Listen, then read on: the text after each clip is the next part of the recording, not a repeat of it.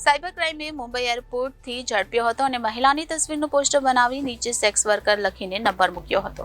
અમદાવાદ શહેરમાં રહેતી મહિલાએ ફરિયાદ કરતા ક્રાઇમ બ્રાન્ચે એક શખ્સની ધરપકડ કરી છે. આ શખ્સે મહિલાની પ્રતિષ્ઠાને હાનિ પહોંચાડવા માટે અમદાવાદ શહેરમાં ફરિયાદીનો મોબાઈલ નંબર તેમજ ફિમેલ એસ્કોલ્ટ લખી અલગ અલગ જગ્યાએ ઇલેક્ટ્રિક ડીપી ઉપર પોસ્ટરો લગાવ્યા હતા.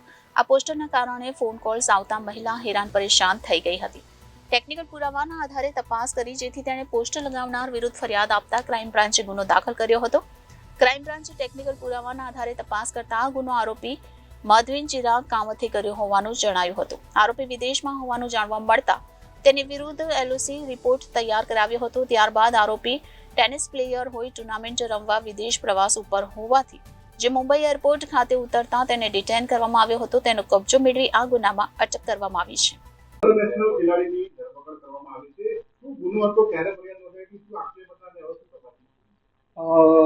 ત્રેવીસ માર્ચના રોજ સાયબર ક્રાઇમ અમદાવાદ ખાતે એક ફરિયાદ નોંધવામાં આવેલી હતી, જેમાં વિગત જોઈએ તો જે ફરિયાદી છે એ મહિલાના અમદાવાદ શહેરમાં અલગ અલગ જગ્યાએ એમના ફોટાનો ઉપયોગ કરીને અંદર નીચે એસ્કોર્ટ ગર્લ અને એમનો નંબર લખીને એવા પોસ્ટર અમદાવાદમાં અલગ અલગ જગ્યાએ મૂકવામાં આવેલા હતા, જેમને લીધે ફરિયાદીને ઘણા લોકોના દ્વારા કોલ આવતા તેમને આવા પોસ્ટર લગાવવાની જાણ થઈ હતી અને એ બાબતની ફરિયાદ એમને સાયબર ક્રાઇમ પોલીસ સ્ટેશન ખાતે કરી હતી.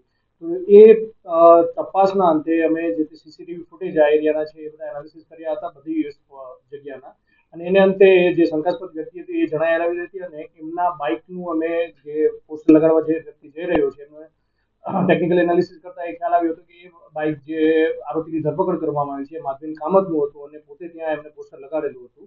તો એમની ગઈકાલે ધરપકડ કરી અને આગળની કાયદેસરની કાર્યવાહી કરી છે.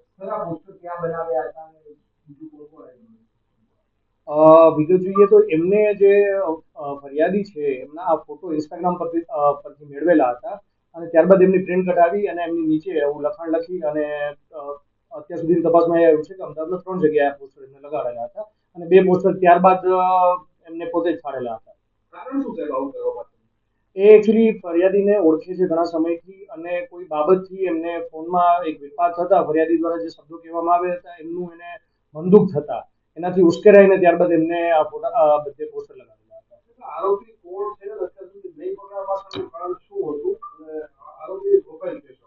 આરોપી જે છે એમનું નામ માધવિન કામત છે. હાલમાં એક પ્રોફેશનલ ઇન્ટરનેશનલ ટેનિસ પ્લેયર છે અને જ્યારે ફરિયાદ દાખલ થઈ એમના એ વખતે એ ફ્રાન્સમાં ટેનિસ રમી રહેલા હતા અને ત્યારબાદ અમારી પાસે એમના પુરાવા આવતા એમની એનઓસી ઇસ્યુ કરવામાં આવેલી હતી અને પરમ દિવસે શનિવારે રાતના એ જ્યારે ફ્રાન્સ અને ઇથોપિયાથી ટેનિસ રમીને પરત ફર્યા ત્યારે મુંબઈ એરપોર્ટ ખાતે એમની ઇમિગ્રેશન ડિપાર્ટમેન્ટે એમની ધરપકડ કરી હતી, એટલે ગઈકાલે એમની ધરપકડ કરવામાં આવી. મેઇન મુદ્દાઓ જે અમે તપાસ કરેલા છે કે એમને પોસ્ટર ક્યાંથી મેળવેલું છે, એને ઇન્સ્ટાગ્રામમાંથી મેળવેલું છે, ક્યાંથી એમને પોસ્ટરની પ્રિન્ટ કઢાવી હતી અને એ બાબતમાં એમને કોઈને મદદ કરી છે કે નહીં આ પોસ્ટર મેળવવામાં યા ફોટો મેળવવામાં, એ બાબતની અમે તપાસ કરી રહી. એમનો મોબાઈલ જે છે એ અમે કબજે કરેલું છે હાલમાં અને એમનું અમે ટેકનિકલ એનાલિસિસ કરી રહ્યા છીએ. આરોપીના નિવેદનમાં એને કોઈ ખુલાસા કર્યા છે આ સમગ્ર ઘટનાને લઈને? જે મેં પહેલા જણાવ્યું એમ કે જે શા માટે એમને આ કૃત્ય કરેલું હતું એ બાબતે એમને જણાવ્યું હતું કે એમને મનદુખ થયું હતું જે ફોનમાં જે બોલાચાલી થઈ હતી એ બાબતે, અને ત્યારબાદ એમને આ કૃત્ય કરેલું હતું. ઇન્ટરનેશનલ ખેલાડીની ધરપકડ કરવામાં આવી છે. શું ગુનો હતો, ક્યારે ફરિયાદ નોંધાઈ, શું આક્ષેપ હતા અને હવે શું તપાસ? 23 માર્ચના રોજ સાયબર ક્રાઇમ અમદાવાદ ખાતે એક ફરિયાદ નોંધવામાં આવેલી હતી, જેમાં વિગત જોઈએ તો જે ફરિયાદી છે એ મહિલાના અમદાવાદ શહેરમાં અલગ અલગ જગ્યાએ એમના ફોટાનો ઉપયોગ કરીને અંદર નીચે એસ્કોર્ટ ગર્લ અને એમનો નંબર લખીને એવા પોસ્ટર અમદાવાદમાં અલગ અલગ જગ્યાએ મૂકવામાં આવેલા હતા, જેમને લીધે ફરિયાદીને ઘણા લોકોના દ્વારા કોલ આવતા તેમને આવા પોસ્ટર લગાવવાની જાણ થઈ હતી અને એ બાબતની ફરિયાદ એમને સાયબર ક્રાઇમ પોલીસ સ્ટેશન ખાતે કરી હતી. તો એ તપાસના અંતે અમે જે સીસીટીવી ફૂટેજ આ એરિયાના છે એ બધા એનાલિસિસ કર્યા હતા બધી જગ્યાના, અને એને અંતે જે શંકાસ્પદ વ્યક્તિ હતી એ જણાઈ આવી હતી અને એમના બાઇકનું અમે જે પોસ્ટર લગાડવા જે વ્યક્તિ જઈ રહ્યો છે એમને ટેકનિકલ એનાલિસિસ કરતા એ ખ્યાલ આવ્યો હતો કે એ બાઇક જે આરોપીની ધરપકડ કરવામાં આવી છે માધવિન કામતનું હતું અને પોતે ત્યાં એમને પોસ્ટર લગાડેલું હતું. તો એમની ગઈકાલે ધરપકડ કરી અને આગળની કાયદેસરની કાર્યવાહી કરી છે. વિગત જોઈએ તો એમને જે ફરિયાદી છે એમના આ ફોટો ઇન્સ્ટાગ્રામ પરથી મેળવેલા હતા અને ત્યારબાદ એમની પ્રિન્ટ કઢાવી અને એમની નીચે એવું લખાણ લખી અને અત્યાર સુધીની તપાસમાં એ આવ્યું છે કે અમદાવાદમાં 3 જગ્યાએ આ પોસ્ટર એમને લગાડેલા હતા અને 2 પોસ્ટર ત્યારબાદ એમને પોતે જ ફાડેલા હતા. કારણ શું સાહેબ આવું કરવા માટે?